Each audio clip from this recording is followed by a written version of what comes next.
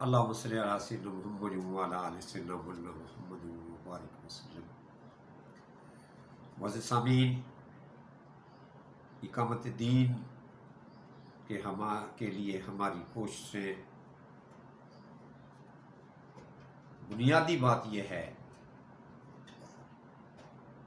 کہ اللہ رب العالمین کا فرمان مبارکہ بھی ہے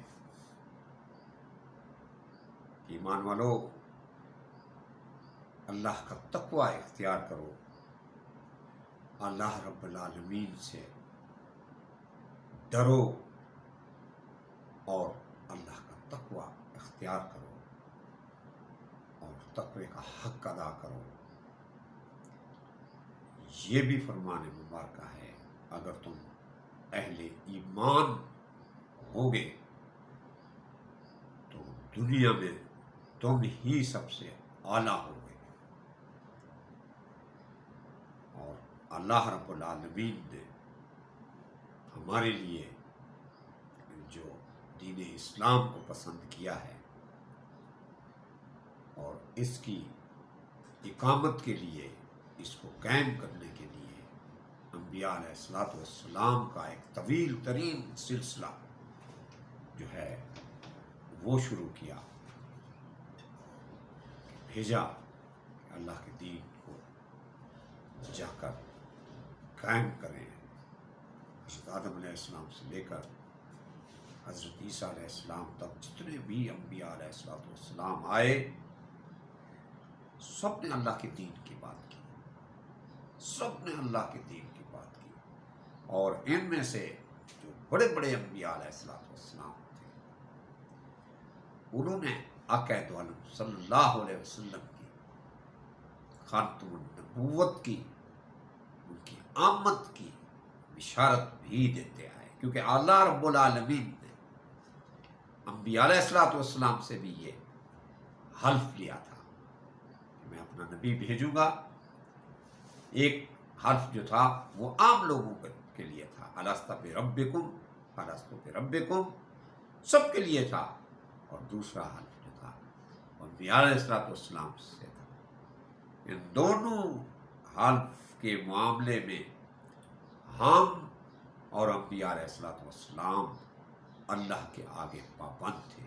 ہم نے اللہ کو رب مانا، انبیاء علیہ الصلوۃ والسلام نے اللہ کو رب بھی مانا، اور اللہ کی طرف سے دیا گیا حکم کہ جب میں نبی بھیجوں گا تو تم اس پر ایمان بھی لاؤ گے۔ اب انبیاء علیہ الصلوۃ والسلام کا مقصد جو تھا وہ اللہ کے دین کی اقامت کا مقصد تھا، جس کو آقا دو عالم صلی اللہ علیہ وسلم نے آ کر مکمل کیا۔ اب آقا دو عالم صلی اللہ علیہ وسلم کے بعد کوئی نبی نہیں آنا، اور ان کا جو کام ہے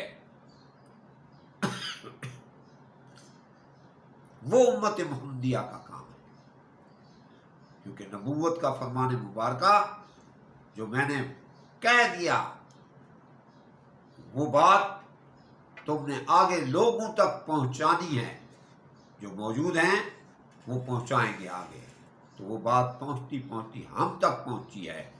اب ہم پر یہ لازم ہے کہ ہم اقامت دین کا کام کریں گے۔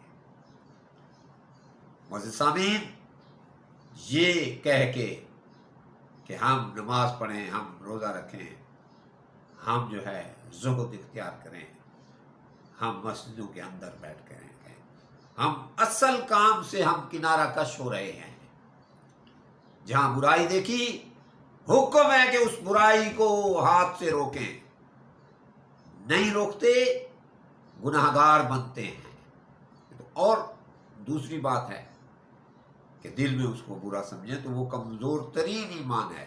کمزور ترین ایمان والوں سے اقامت دین کا کام نہیں ہو سکتا، کیونکہ یہ یاد رکھیں کہ دین کا کام جو ہے وہ دلیر اور بہادر لوگ کرتے ہیں، بزدل قسم کے لوگ کبھی اپنی تقدیر کو بدلا نہیں کرتے۔ یہ یاد رکھیں کہ ہم ہی ہیں جنہوں نے اللہ کے دین کے لیے کام کرنا ہے۔ اللہ کا دین دنیا کے اندر ہر حالت میں روشن ہوگا، کیونکہ آقا دو عالم صلی اللہ علیہ وسلم کی بشارت مبارکہ ہے، خوشخبری ہے کہ جیسے پہلے دین اللہ کا روشن ہوا تھا، قرب قیامت سے پہلے بھی اللہ کا پورا دین ہر گھر کے اندر آئے گا، اس سے پہلے قیامت آ ہی نہیں سکتی۔ تو جب اللہ کا دین پوری کی پوری امت پر آنا ہے تو بہتر نہیں ہے کہ ہم بھی اس قافلہ میں شامل ہو جائیں اور اللہ کے دین کے لیے کوشش کریں۔ معزز سامعین، دین مکمل ہو یا نہ ہو یہ اللہ کرے گا، ہمارے لیے جو مکمل کرنا ہے وہ یہ ہے کہ ہم اقامت دین کے لیے کوشش کرنا ہمارے اوپر فرض ہے۔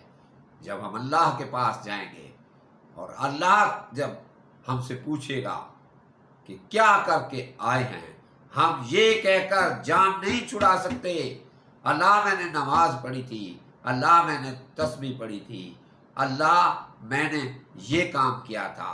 اللہ پوچھے گا کہ میرے لیے کیا کر کے آئے؟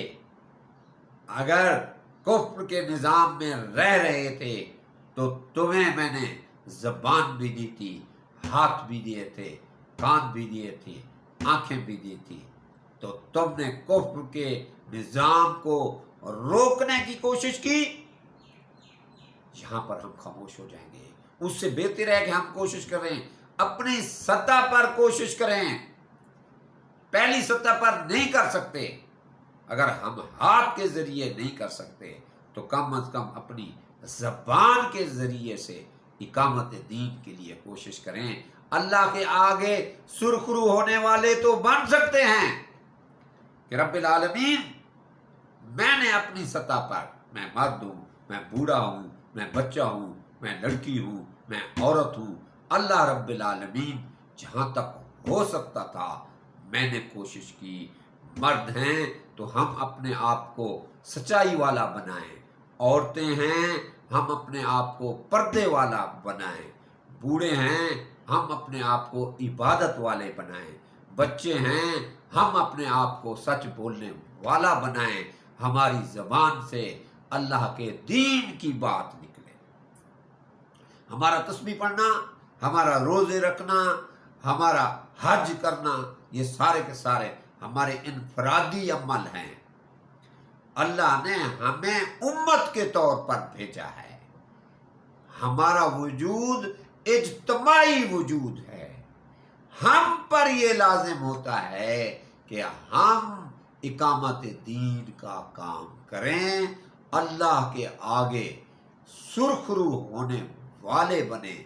جو بندہ بھی اللہ کے دین کی بات کرے گا اللہ اس کی بات کرے گا۔ سبحان ربک رب العزت عما یصفون والسلام علی المرسلین والحمد للہ رب العالمین۔